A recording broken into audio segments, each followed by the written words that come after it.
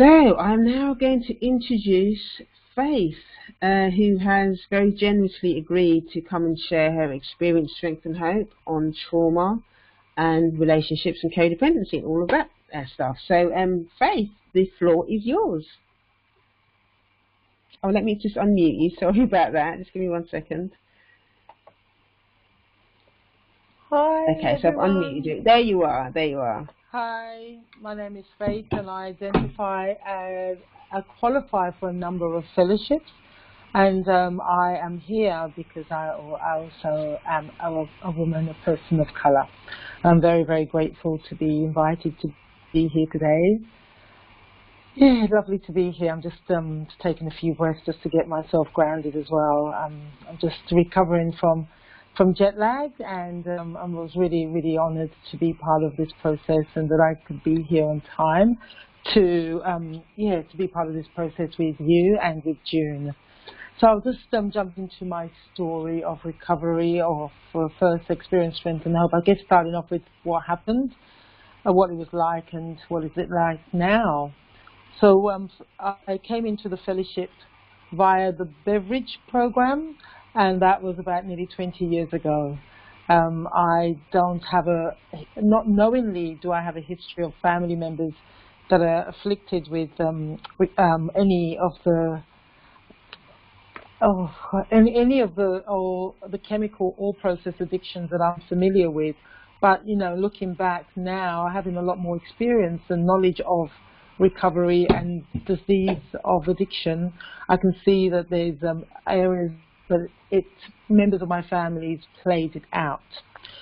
So I was, about 20 years ago, I took myself off to rehab because I was going through really heavy drinking. And this was as a direct result of trying to medicate a lost child, a child that I thought I wanted very much. You know, I'd always said to myself, if I got pregnant at the age of 30 and above, that I would absolutely have the child. And I was in a relationship, a rebound relationship with a man that was verbally abusive. And we got together very, very quickly, and we got engaged very, very quickly. Well, only about 3 weeks after meeting each other, we got engaged. And about 3 weeks later, I discovered that I was pregnant. And even though I really wanted to have the child, to be a mother, all of those things that I took for granted that will come my way, I just had a moment of clarity, and I looked at this man and I just realized that there was no way that I could share my child with this man, one thing. Two, I knew that our relationship wasn't going to last, and the thought of having my child spend weekends with this person, I just knew on a very deep level that that was going to be a no-no. I knew this person would be very, very unhealthy. The person was unhealthy. And so it was as if something took over my body and made the decision for me. So the decision was made, and I went into very, very deep grief. And through that grief, I medicated with alcohol. So up until that time, you know, I would go in bouts of drinking heavy, sometimes not, sometimes. But directly after this incident, I went into really, really, now I can look back and just say I was in a lot of grief, and I drank very heavily for quite a few years, maybe about 3 to 5 years. But it was enough to tip me from a normal or heavy use to an addictive pattern of using. So Tracy, you've gone a little bit quiet. I don't know if you've moved the microphone or anything. No, I haven't.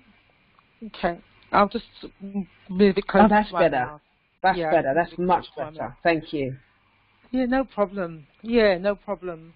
Yeah, so very quickly, I could feel the wheels falling off. You know, my life started to really unravel as I became more and more addicted and more dependent. And the things that I would normally do, I stopped doing. I stopped, and I started to work around. My work became a way of supplying my needs. So I would only work as much as I needed to, just so that I could add enough money to buy what I needed to get out of it. And that was kind of the pattern for a few years there. And I had a few friends who did an intervention on me, and I remember just like absolutely hating them. And, you know, they took me to a restaurant and sat me down and did the big talk, and oh my God, and I just wanted to kill them. I couldn't see that they were trying to help me. But soon after that, though, I booked myself into rehab. And when I came out of rehab, I, you know, heard about fellowship, but I didn't really take it that seriously. I just thought, look, you just went to meetings and then, you know, everything was fine. So I went to meetings for a very short time, and then I just carried on my merry ways. And I managed to, you know, keep my life on track for quite a while. And then again, you know, some life stresses came along, and I plunged right back into addiction. And for me, you know, as I said, I started off in the beverage addiction, and after that last incident, when my life fell apart again, I came back to the fellowship and I took it seriously, and I got sober around my alcohol use. But what happened when I got sober around my alcohol use is that other things started to surface, and I started to notice that I had unhealthy ways of navigating relationships. And so I sought that fellowship and got some help there. And then I found that I had a very unhealthy relationship with money, and I was funny with money. Then I found that fellowship and got sober. So over the last 20 years, so those 3 fellowships are being my main fellowships, my only fellowships in the last 3 years. And you know, one of the things I've learned in recovery is that my acting out through alcohol, through the relationships, through money, were only symptoms. They were only symptoms, and they were only those symptoms of something much greater. And I love in the big book, it says, you know, that we had to get to cause and effect. And when we start doing the steps and you start writing our stories, sharing our stories with other people, looking at defects, through that process, it uncovered my cause and effect, you know, causes and effect. There was a number. And, you know, this is where we come into trauma, you know, as my causes and effects, and what I was medicating through all of those behaviors was the extreme trauma that I experienced as a young child. You know, for one, I was separated from my family at the age of 1. You know, and trauma is described as emotional, verbal, physical, or sexual abuse or extreme neglect that usually a child experiences over a period of time. Those are the things that causes trauma. So I qualified for all of those trauma, all of those pointers. I certainly had emotional abuse. I had a lot of verbal abuse. I had physical abuse, and I have memory of sexual abuse and certainly extreme neglect. And that happened in the years when I was separated from my family. So I've survived those years as best as you could in those situations. But what I internalized was that there was something wrong with me. The biggest thing that I formed in my mind is that for my own mother to leave me at the age of 1, and I was reunited with my family at the age of 9, but for what I kept telling myself was, for my own mother to leave me at the age of 1, there must be something really wrong with me. So, and I really, you know, believe that to my core. So, you know, I adapted to the world by being extremely independent, extremely needless, and would never ask for help, and just really just getting on with things, and really being very, very disassociated from my own feelings. And that strategy worked for a while until it stopped working, you know. And I can see now that picking up a drink, as well as the trigger of the abortion, I can see that there was just a part of me that needed, there's that part of me, they say sometimes in AA, that part of me that was just really, really thirsty for that drink, for that first drink. And certainly, you know, the alcohol at that stage really, really helped me. So when I got sober from the alcohol, the next level of seeing how the sex and love addiction, how the trauma affected the way I related in relationships. You know, I identified in relationships as someone who's an avoidant, and so I would absolutely be frightened of intimacy, and I would desperately want to be loved. But the way I would play it out is I would only seek out men who I knew were broken, because I didn't think that anyone else would want me. So I always chose men who I had to rescue and who had very, very obvious and outwardly easy to recognize behaviors that, I could hide behind and go, look, it's not me, it's that person, it's him.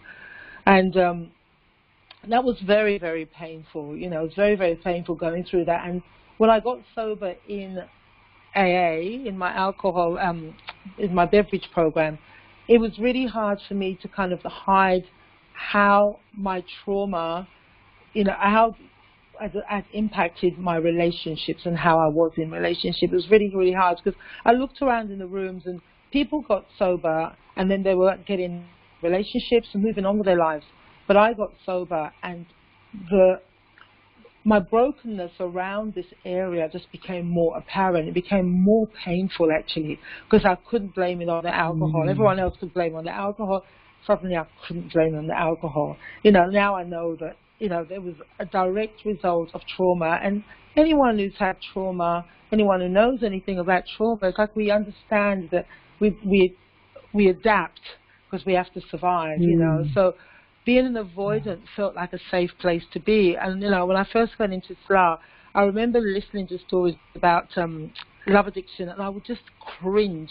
The thought of somebody being so needy and falling apart. And I remember my first SLA sponsor saying that she would be that person that when her boyfriend was leaving, she jumped on top of his car to stop him from going, or she would hold on to his leg. Wow. And the thought of that just made me just feel sick. The thought of just showing your need at that level just made me feel sick. So I felt like the avoidance was an easier option for me, because I could just keep myself quite safe by keeping people at an arm's length. And even though my pattern was that I was in relationships quite regularly, I could hide within the relationships because I chose partners who had such obvious dysfunctional behaviors that I looked like the healthy one. Which is just so typical. So for me, what I've come to learn is that I'm most definitely, as a sex and love addict, I'm most definitely a love addict as well. I think I'm just way too frightened to allow myself to need to that extent that it could hurt me so visibly. So the avoidance was a really safe place to go to. And then when I got some sobriety around that, I started to see how the trauma, this early trauma of low self-esteem, low self-worth, not being deserving, I started to see how that played out around my money. Because for me, money is really about survival and it's also about worth. So what I found is that I could work very, very hard, and I was always a very productive person. But I always had dynamics where I was always struggling. I was always struggling. I ran businesses where, my staff got paid on Thursdays, every Wednesday, fortnightly, and every second Wednesday I would be in bed. I would wake up in bed 3 o'clock in the morning in that terror that there wouldn't be enough money in the bank. And it was always that thing of just going from that one financial crisis after the other, and I see that as a response to the trauma. Because, again, the message that I received as a child is that I was not worthy, and there's no way that things would be easy for me. Just kind of that expectation from that. So that made sense then that I created this dynamic in my life that I was always chasing. I was always chasing that money. So it was really, for me, I had to get sober in all of those areas, and I share about this because I've heard this in meetings, and I celebrated my 9th AA birthday a few weeks ago. No, sorry, my 11th, because I picked up after a while, after 7 years of sobriety. But I celebrated that. For me, I needed to go to different fellowships. I was told by a lot of people in AA that I didn't need to go to these other fellowships, that all I had to do was apply, the steps. And that they're right to a certain extent, but for me, I desperately needed the identification.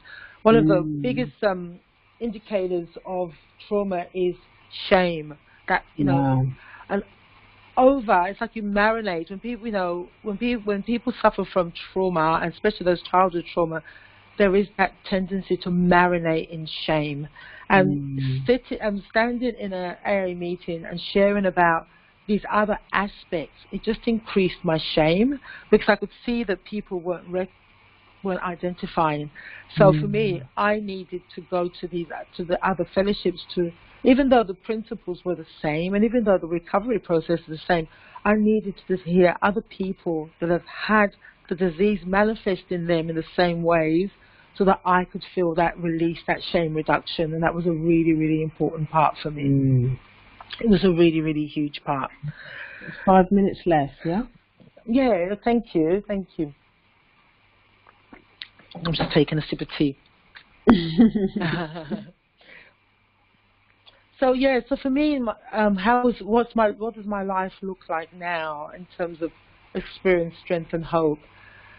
I feel like 12-step was the most important thing and the most precious gift that I received on this planet. I feel so blessed. I'm not sure whether I would have got well, because I do feel that my life, I live a very, very, what's the word, very sober, certainly, but a very peaceful life. 80% of my life is very peaceful. My internal dialogue used to be very, very critical, very, very judgmental, very harsh. It felt like I had this thing in my head that was constantly beating me up, constantly bashing me. And I had that mental image of just being that child crawled up in the corner, being attacked, being abused on every level. So for me, I don't know whether I would have got well just through doing therapy. 12-step was my first avenue into healing. And through 12-step, I found therapy and all other wonderful healing modalities that I've discovered along the way. But I feel such a deep, deep, deep love and appreciation for 12-step. I think the simplicity of the steps, and the way they cut through all the different layers for me of denial, I don't know if therapy could have done it in that way. And I think to me, to have my peers, I don't know, people say the addicts are stubborn, we're defiant, all of that. I don't know. All I know for me, having someone tell me what to do or talk to me about what I'm experiencing from just a purely academic place, I just shut down. I couldn't listen. So being exposed to 12-step at that stage and having people that had gone through exactly what I'd gone through, but whose life had actually been transformed, and I could see it. They weren't just telling me. I could actually see it. Made me really open to listening, to being open to learning, And I really, really, I'm so grateful for 12-step for that, because I believe that it opened the gates then for me to then be open to therapy and lots of the other healing experiences I've had since then. So with all of my fellowships, I do take them all very, very serious. I just really feel, that all of them have a place for different aspects of, how my trauma has affected me. So for me, I need to do all of them, and I do all of them. And I know that one of the things I'm, talking about was codependence, And for me, I think about my codependence in more structural, more like in a context of living in white supremacy, living within the system of white supremacy. And I'm so grateful that June, you started, People of Color group. It's so important, to have that racial context, because again, probably like a lot of us, my sponsors have always been white. So I got sober in Australia. So my sponsors has always been white. And for me, whenever I was doing the steps, I would always hold back a part of me that always comes, and my internal dialogue would be, yeah, but you're not black. Yeah, and how would you know? Yeah, if you were black, it would always be that type of dialogue going on in my life. And even though I adored these women because they gave me so much of their time, and I got a lot out of the experience, for me, I was always conscious that they were white and I was black, and our world's experiences were different. So because I come back to the UK quite frequently, about 3 years ago, I approached a black woman to be my sponsor.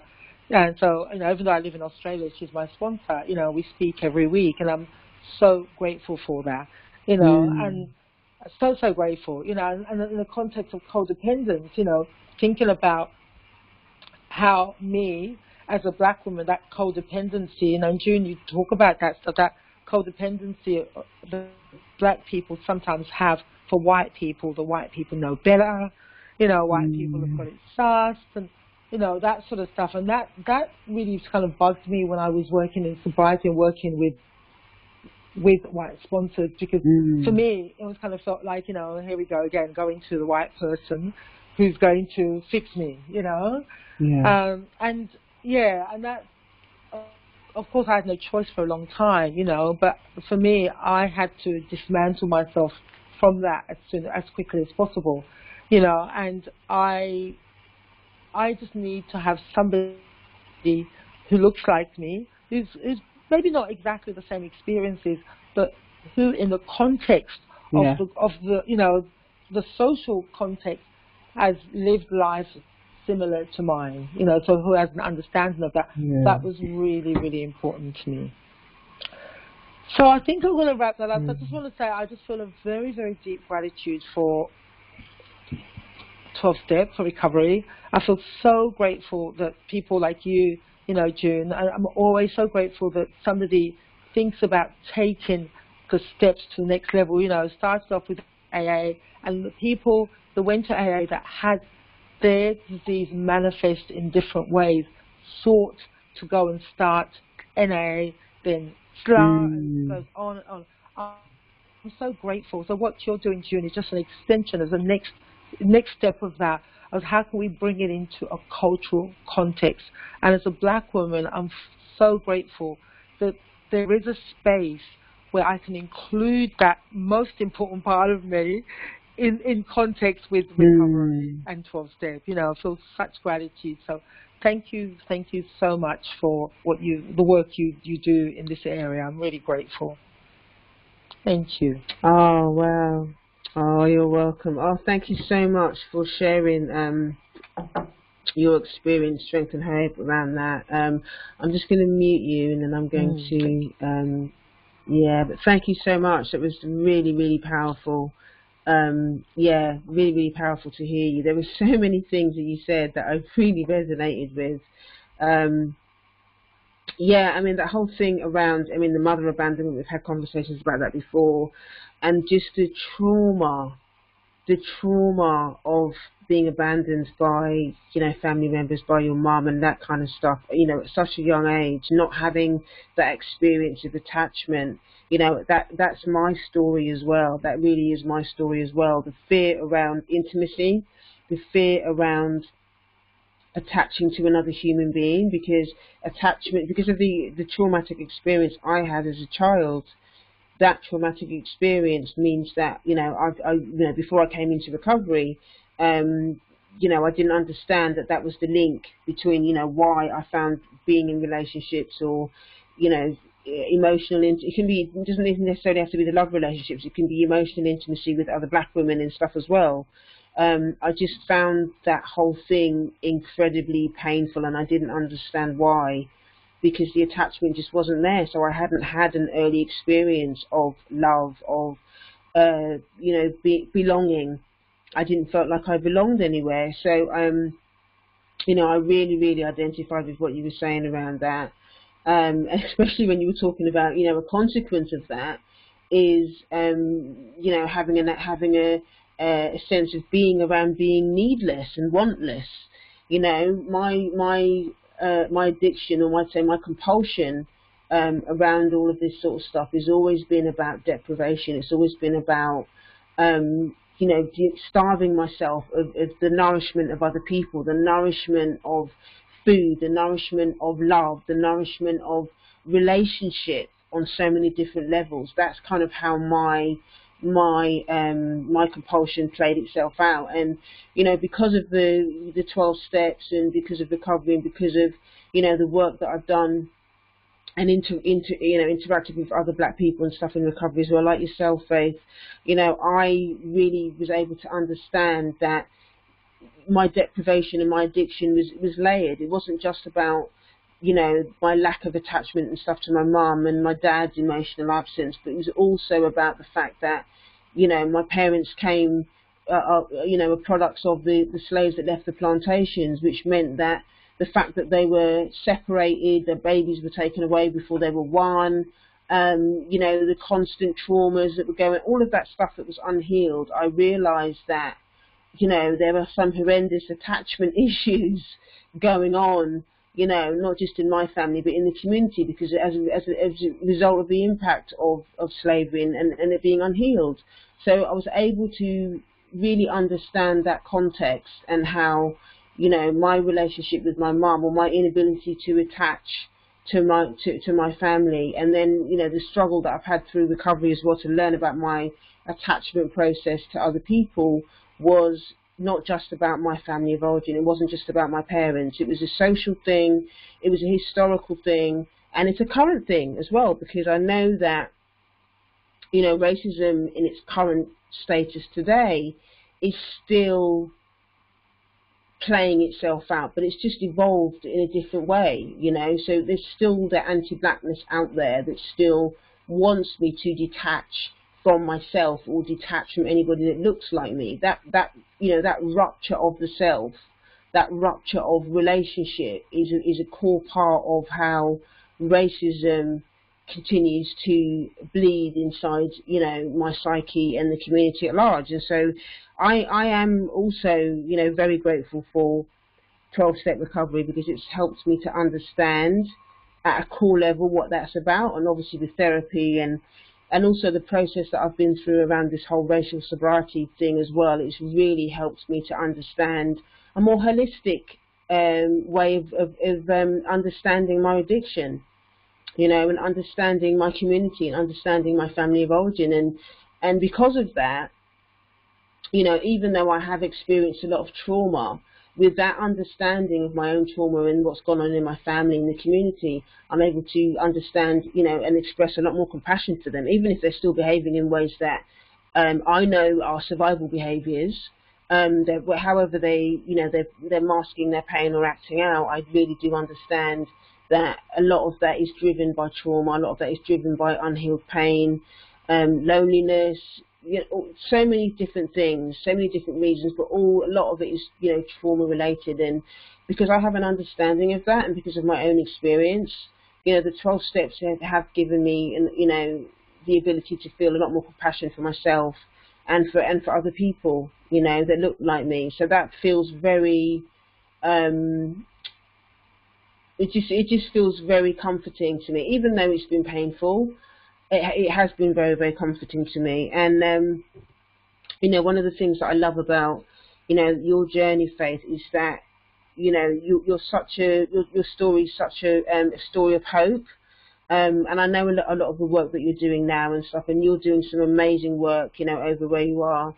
And you're, using your experience to nurture other black women and to share your story and to teaching other black women how to care for themselves, when a lot of us can't we didn't have mothers that could care for us, and we're kind of left out in the wilderness to care for ourselves. And I have to, hand on heart, the relationship that I have with you has been such a blessing in terms of learning about what it means to be in sisterhood, what it means to actually trust another black woman, what it means to allow myself to be nurtured and to be held by another black woman on so many different levels. So, and with the 12 steps gave me the foundation for that. I had to go and search for the racial sobriety element of it, but the 12 steps, really did anchor me into the kind of core humanity stuff.